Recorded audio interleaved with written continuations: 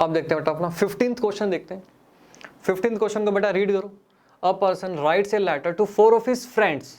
Okay. He asks each one of them to copy the letter and mail to 4 different persons with instruction that they move the chain similarly, assuming that the chain is not broken and that it cost 50 paisa to mail one letter. Find the amount spent on the postage when 8th set of letter is mailed.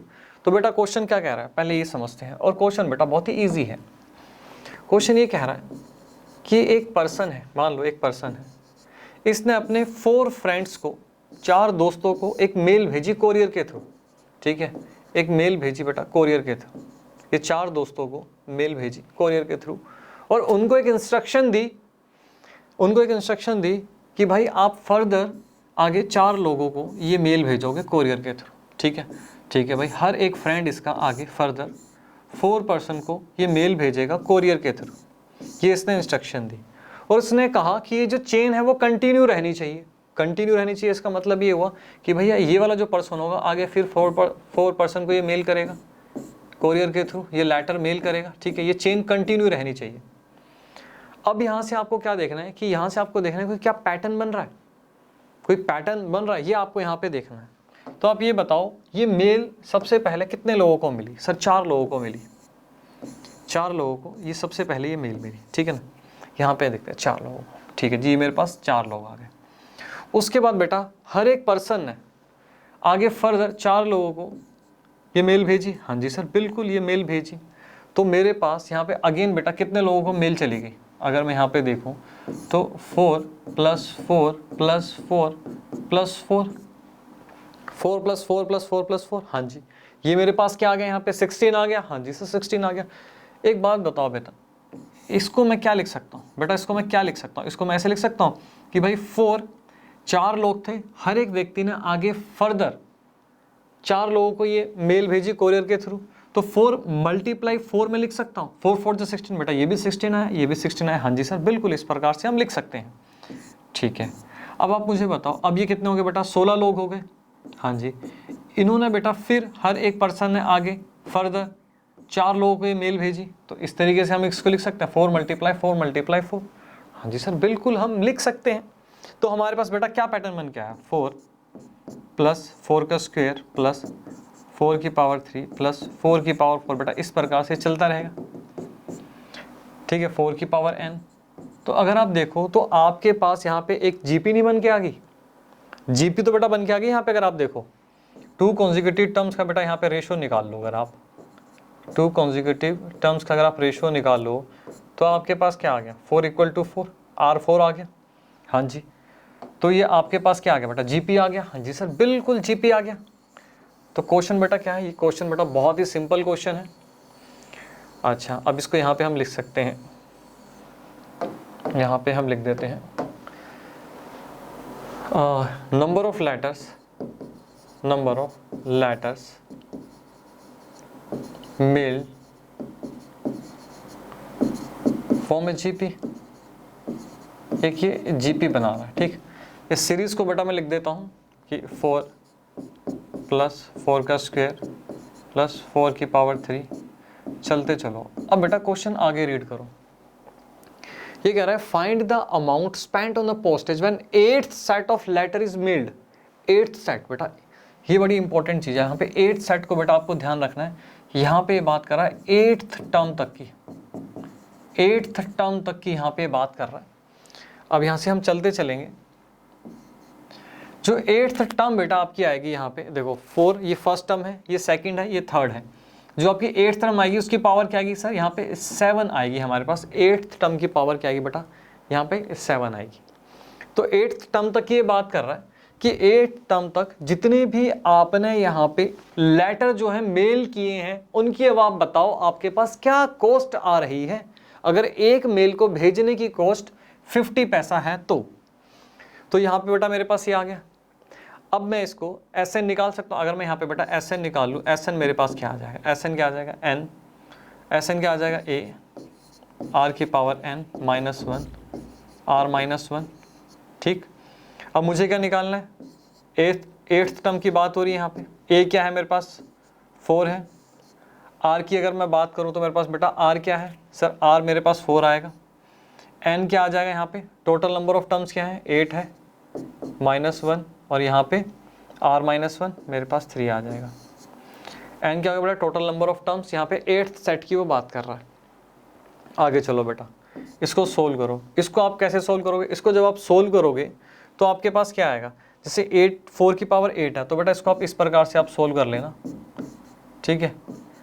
ये आपके पास क्या आता है, आप इसको लिख सकते हो ना 16 × 16, हाँ जी सर, इसको हम इस प्रकार से लिख सकते हैं, और इसको बेटा हम 16 × 16 लिख सकते हैं। तो आपके पास 16 × 16 बेटा 256 × 256, इस प्रकार से आप बेटा इसको यहाँ पे कैलकुलेशन फटाफट इसकी कर सकते हो।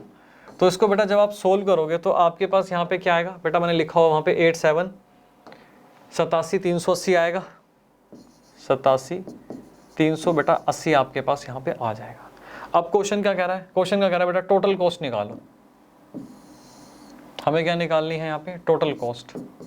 तो बेटा टोटल कॉस्ट क्या आ जाएगी आपकी, कोरियर करने की टोटल कॉस्ट क्या आ जाएगी, 87,380 है, सॉरी, तो 87,380 पर 50 पैसा बेटा कॉस्ट बैठ रही है, हाँ जी।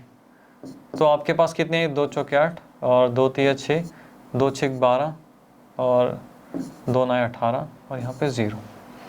तो टोटल कॉस्ट आपके पास बेटा ये आ गई। क्वेश्चन क्या है, क्वेश्चन बेटा बहुत ही सिंपल है, ये भी बस एक आपको एक पैटर्न ऑब्जर्व करना है, और क्वेश्चन में क्या पूछ रहा है कि भाई टोटल कॉस्ट निकालो, तो आपके पास ये टोटल कॉस्ट आ जाएगी। नोट करो बेटा, फिर चलते हैं आगे। अब देखते हैं बेटा 16th क्वेश्चन, रीड करो बेटा। यह कह रहा है, a man deposited ₹10,000 in a bank at the rate of 5% simple interest annually. Find the amount in 15th year since he deposited the amount and also calculate the total amount after 20 years। बेटा ये question तो सबसे पहली बात इस chapter में क्यों डाला गया समझ में नहीं आया, लेकिन फिर भी बेटा कर लो, अगर ये क्वेश्चन दिया गया है बिल्कुल सिंपल सा है क्वेश्चन ये। आपको इस क्वेश्चन में बेटा एक बात का ध्यान रखना है, यहाँ पे बोला गया find the amount in 15 years, और उसके बाद बोला गया find the amount after 20 years, ठीक है। इन दोनों का बेटा आपको यहाँ पे ध्यान रखना है, अदरवाइज आपका क्वेश्चन गलत हो जाएगा। अब ये क्या कह रहा है, सबसे पहले हम बात करते हैं अमाउंट इन 15th year, ठीक है ना। फाइंड द अमाउंट, सबसे पहले हम केस 1 की बात कर लेते हैं, amount in 15th year। Amount in 15th year में क्या होगा, एनुअल इंटरेस्ट कितना आ रहा है उसके पास, एनुअल इंटरेस्ट कितना आ रहा है बेटा, सिंपल इंटरेस्ट की यहाँ पे बात हो रही है। 10,000 का उसका अमाउंट है, 5% का बेटा उसको ब्याज मिल रहा है, तो एनुअल इंटरेस्ट कितना हुआ, 500 हुआ।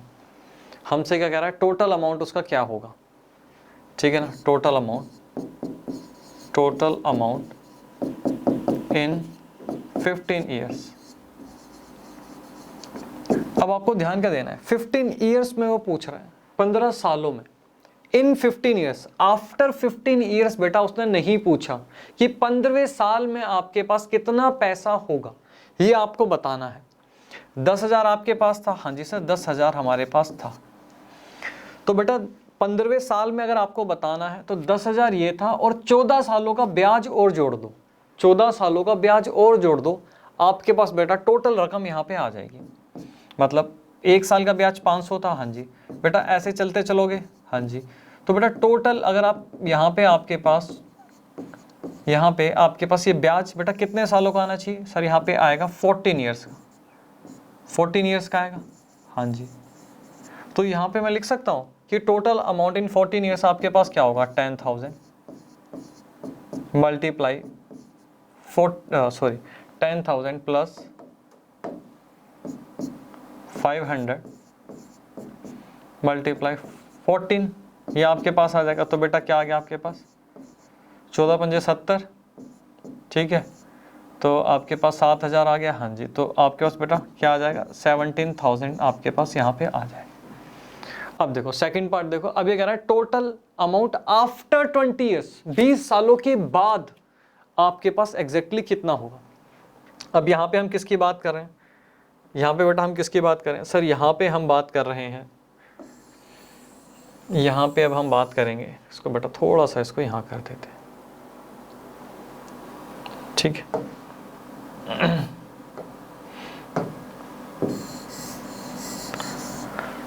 अब हम बात कर लेते हैं अमाउंट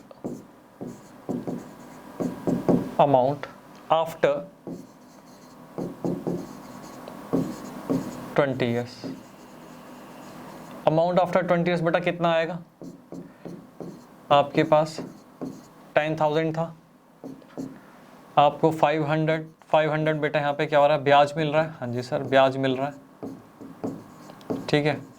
और कितने टाइम्स आपके पास बेटा यहाँ पे आएगा ये सर, अब यहाँ पे हमारे पास 20 टाइम्स आएगा, मतलब 20 ईयर्स की यहाँ पे बात हो रही है। 20 सालों के बाद आप हमसे पूछ रहा है कितना आ गया, आप लिख सकते हैं यहाँ पे 10,000 प्लस 500 इंटू 20।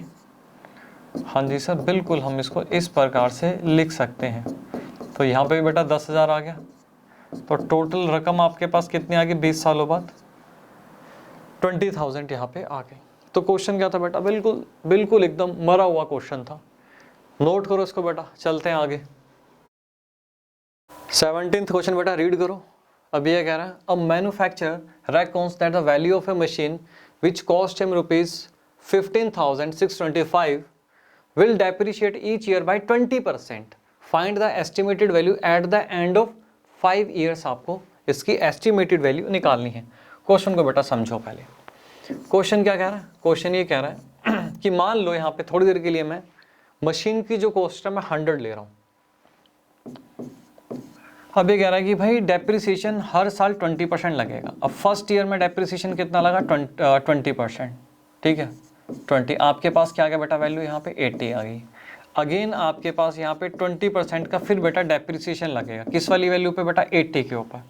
तो ये आपके पास कितना आ जाएगा, 16 आ जाएगा। ये आपके पास कितना आ गया बेटा, ये आ गया आपके पास 64। ऐसे आगे डेप्रिसिएशन चलता चले जाएगा 5 सालों तक। और आप अगर एक बात देखो यहाँ पे पहले आपके पास मैं लिख सकता हूँ, पहले 100 था, 100 का आपके पास 80 बचा। 80 कितना हो बेटा, ये 80% हो गया इसका। हाँ जी सर 80% हो गया, ठीक। अच्छा इसके बाद आपके पास क्या बचा, 64 बचा। 64 बेटा अगर आप देखो 64 डिवाइडेड बाई 80 परसेंटेज निकालोगे तो आपके पास क्या आएगा सर, 80% ही आएगा। तो कहने का मतलब ये हुआ, जो ये वैल्यू है इसका अगेन आपके पास ये 64 बचा, मतलब इसका 80% बचा। हाँ जी सर इसका 80% बचा सेकेंड ईयर में। ऐसे बेटा 5 सालों तक आप इस प्रकार से लिख सकते हो, 80%, 80%, 80%, 1, 2, 3, 4 और 5, ठीक है। जो आपके पास बेटा एंड में वैल्यू बच जाएगी वो क्या आ जाएगी, आपकी एस्टिमेटेड वैल्यू आ जाएगी आफ्टर डेप्रिसिएशन। यहाँ तक समझ में आया? हाँ जी सर बिल्कुल अच्छे से समझ में आया। तो बेटा ये समझाने के लिए मैंने यहाँ पे 100 का एग्जाम्पल लिया था। तो यहाँ पे हम लिख सकते हैं, यहाँ पे हम क्या लिख सकते हैं, यहाँ पे हम लिख सकते हैं कि भाई हमें क्या दिया गया, हमें दिया गया है कि भाई मशीन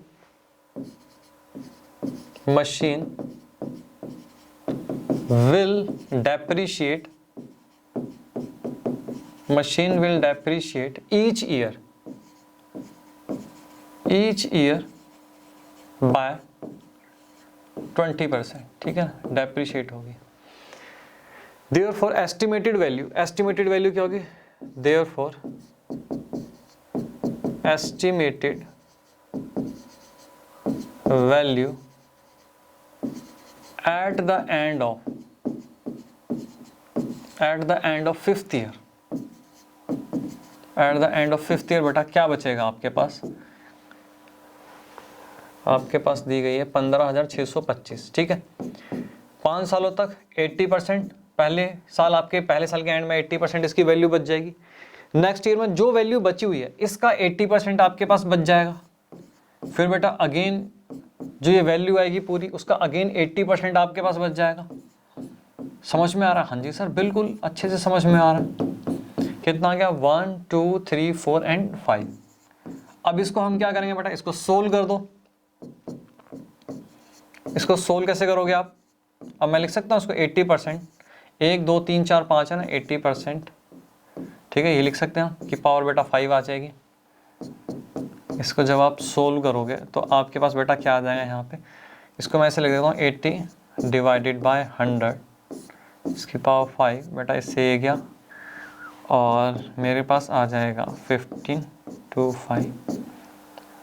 यहाँ पे आ गया बेटा 2 चौके 8 और 2 पंजे 10, ठीक है ना। 4 डिवाइडेड बाय 5 आ गया। और अब यहाँ पे बेटा अगर आप एक काम करो, ठीक है, यहाँ पे इसको अगर आप सोल्व करके देखोगे, इसका अगर आप एलसीएम लोगे 15,625 का बेटा 5 से, तो जब इसको पूरा सोल्व करोगे आपके पास यहाँ पे 5 की पावर बेटा 6 आ जाएगी। और यहाँ पे मैं लिख सकता हूँ 4 की पावर 5, नीचे बेटा 5 की पावर 5, ठीक है। इससे ये चला जाएगा, हाँ जी सर बिल्कुल। अब मेरे पास क्या बचेगा 5 मल्टीप्लाई 4 की पावर बेटा 5 कितना आएगा, ऐसे लिख सकते हैं 4 की पावर 4 मल्टीप्लाई 4 की पावर 4 बेटा 256 होता है, मल्टीप्लाई 4 करूँगा तो कितना आ जाएगा मेरे पास, कितना आ गया 4 6 24, 5 चौके 20 और बेटा 22, 5 दूनी 10 और यहाँ नहीं सॉरी 4 दूनी 8 और यहाँ पे मेरे पास 10, 1024 आ गया। हाँ जी, इसको 5 से मल्टीप्लाई कर दो, कितना आ जाएगा 5 चौके 20, 2 गया 5 दूनी 10, 11 12 और यहाँ पे मेरे पास आ गया 5120, ठीक है 5120 बेटा आपके पास ये एस्टिमेटेड वैल्यू बचेगी at the end of 5th year, ठीक है। यहाँ पे अगर आप बेसिकली डेप्रिसिएशन का मेथड देखो तो बेटा यहाँ पे WDV यूज़ हुआ है, SLM यूज़ नहीं हुआ। जो अकाउंट्स के बच्चे हैं उनको समझ में आ रहा होगा, ठीक। नोट करो इसको, फिर चलते हैं बेटा आगे।